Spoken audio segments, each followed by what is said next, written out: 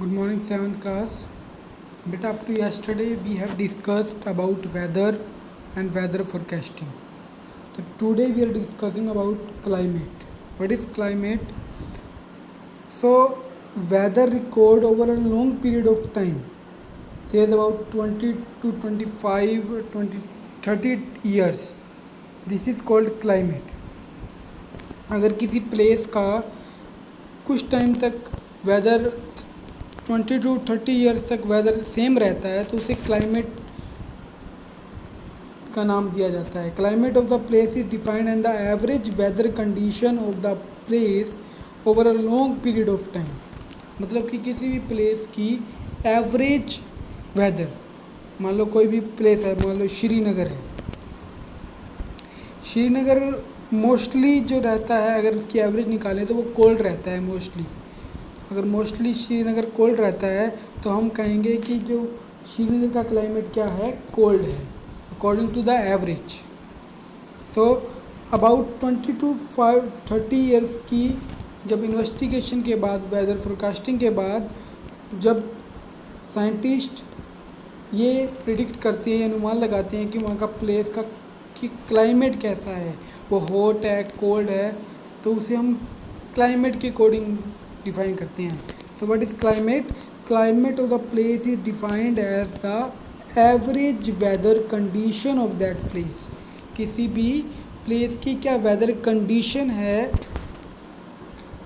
For a long period of time, काफ़ी time से, कि 25 to 30 ईयर्स तक उसकी क्या वेदर चल रहा है, उसकी एवरेज वेदर क्या चल रहा है 25 to 30 ईयर्स तक, तो उसे उसका क्लाइमेट कहा जाता है.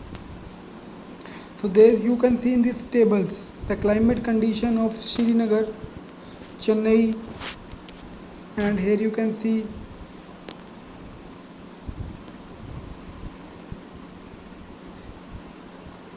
climate condition of Delhi and climate condition of Cherrapunji. So you can see the climate condition. So here you can see the temperature is in the minus. तो इसका मतलब यहाँ पर क्या है, मोस्टली जो टेम्परेचर की अगर हम एवरेज निकालें तो मोस्टली टेम्परेचर क्या रहता है, कोल्ड रहता है. अगर मैं चेन्नई की बात करूँ तो एक्सट्रीम, इस मीनिंग डैट कि मोस्टली हॉट रहता है, मोस्टली हॉट रहता है.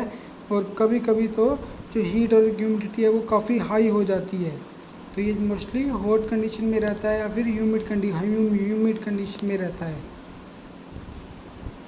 तो according to this we are classified them. तो average temperature mention in the tables above is calculated in 2 steps. Average temperature के अकॉर्डिंग क्लाइमेट को डिफाइन किया जाता है. तो कौन कौन से 2 स्टेप्स हम फॉलो करेंगे? Firstly we calculate the average of the temperature recording during the months. उन मंथ्स में जो टेम्परेचर है उसको हम कैलकुलेट करेंगे कि हर मंथ में कितना टेम्परेचर आ रहा है, उसकी कैलकुलेट करके उनकी एवरेज ली जाएगी. उसके बाद the next step the average of such average temperature, मतलब जो हर मंथ का जो एवरेज टेम्परेचर मेजर किया गया है उनकी एवरेज ली जाएगी.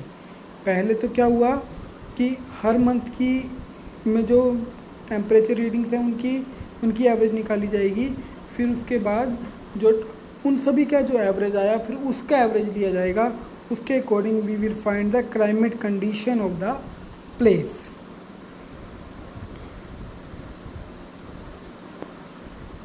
You can see the Srinagar is cold. So according to that we can define this all.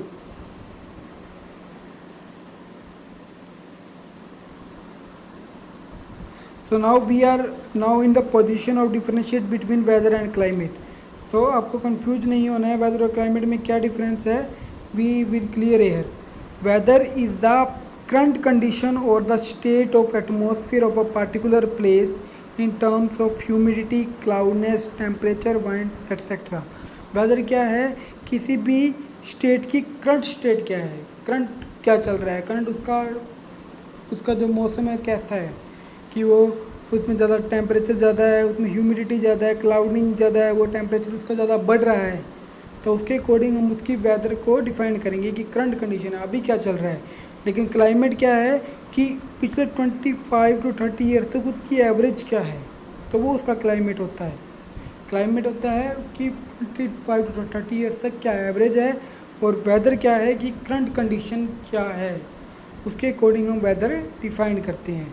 I hope it is clear to you. After that we are discussing about something more here. Many countries seems to be experiencing warmer condition of the normal. कुछ countries जो हैं वो जो normal condition से क्या हो जाती हैं, ज़्यादा वार्म हो जाती हैं. उसे हम क्या कहते हैं, global warming. Because of global warming क्या होता है, जो हमारी गैसेज होती हैं जैसे कार्बन डाइऑक्साइड और मीथेन, वो क्या करती हैं, वो एटमॉस्फेयर से बाहर नहीं जाती हैं, और जो गैसेज निकल रही हैं उनको ये अपने अंदर स्टोर कर लेती हैं, हीट की फॉर्म में उसको स्टोर कर लेती हैं. तो जो अर्थ का टेम्परेचर है वो बढ़ जाता है और वो वार्म हो जाती है. उसे हम कहते हैं ग्रीन हाउस इफ़ेक्ट.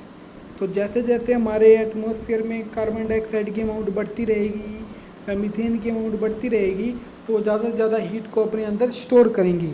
तो अगर वो हीट को अपने अंदर स्टोर करेंगे तो उससे क्या होगा, ग्रीन हाउस इफ़ेक्ट होगा और अर्थ ज़्यादा वार्म होगी, जिसको हम क्या कहेंगे, global warming.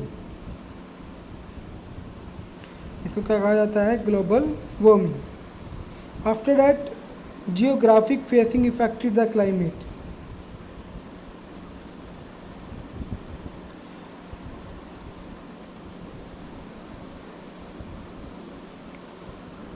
Geographical factor affected the climate. Climate को कौन कौन से फैक्टर इफेक्ट करते हैं.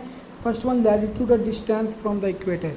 इक्वेटर लाइन है कि इससे कितनी डिस्टेंस है, इसके अकॉर्डिंग ही हम क्लाइमेट को डिफाइन करते हैं. क्योंकि जो है इक्वेटर होता है, यहाँ पे सनलाइट ज़्यादा फॉल करती है. जो इक्वेटर होता है वहाँ पर सनलाइट ज़्यादा फॉल करती हैं, और जैसे ही हम इक्वेटर से दूर जाते जाते हैं वैसे वैसे सनलाइट कम होती जाती हैं. तो इक्वेटर से, जैसे ये इक्वेटर है, इक्वेटर से जब पोल्स की तरफ जाते हैं हम, नॉर्थ पोल या साउथ पोल की तरफ जाती हैं, तो वैसे वैसे धीरे धीरे, जैसे ये नॉर्थ पोल की तरफ जा रहे हैं हम इस तरफ, तो ऐसे जैसे जैसे टेम्परेचर है वो कोल्ड होता जाता है. देखिए यहाँ पर काफ़ी ज़्यादा टेम्परेचर है, धीरे धीरे वो करके कोल्ड हो जाता है. और इधर ही साउथ में भी ऐसा ही है कि धीरे धीरे वो वार्म होगा, फिर जाकर वो कोल्ड हो जाएगा. तो यहाँ पर इक्वेटर पर मैक्सिमम टेम्परेचर होता है, उसके बाद टेम्परेचर धीरे धीरे घटता रहता है. तो उसके अकॉर्डिंग हम क्लाइमेट कंडीशन डिफाइन करते हैं. तो यहाँ पर अगर ज़्यादा सनलाइट फॉल होगी तो यहाँ पर ये हॉट हो गया, हॉट क्लाइमेट है. और यहाँ पर अगर ज़्यादा कोल्ड है तो कोल्ड क्लाइमेट है. तो distance of a place from the equator is represented by latitude. Latitude क्या होता है कि लैटिट्यूड जो इक्वेटर है उससे कितनी दूर है हमारा, कि हमारी रेस है, ये हमारा इक्वेटर है, इक्वेटर से रेस कितनी दूर है, ये सब क्या है, इसकी लैटिट्यूड है. तो इसे क्या कहा जाता है, लैटिट्यूड कहा जाता है. Equator receive maximum sunlight. Equator पे मैक्सिमम सनलाइट होती है, और जैसे जैसे हम दूर चले जाते हैं वैसे वैसे सनलाइट जो है डिक्रीज होती रहती है. I hope it is clear to you. Therefore, place in the equator region and nearby are very warm and have maximum rainfall. As we move away from the equator or other side toward the poles, जैसे ही हम equator से इधर की तरफ चलते रहते हैं वैसे वैसे सनरेज का जो एंगल है वो बढ़ता रहता है, एंगल जो है वो बढ़ता रहता है. Therefore, distance from the equator determine the climate of the place. तो जैसे जैसे इक्वेटर से हम दूर जाते रहेंगे वैसे वैसे क्लाइमेट का हमें पता चलता जाएगा. So up to here you will read today. Okay students, thank you.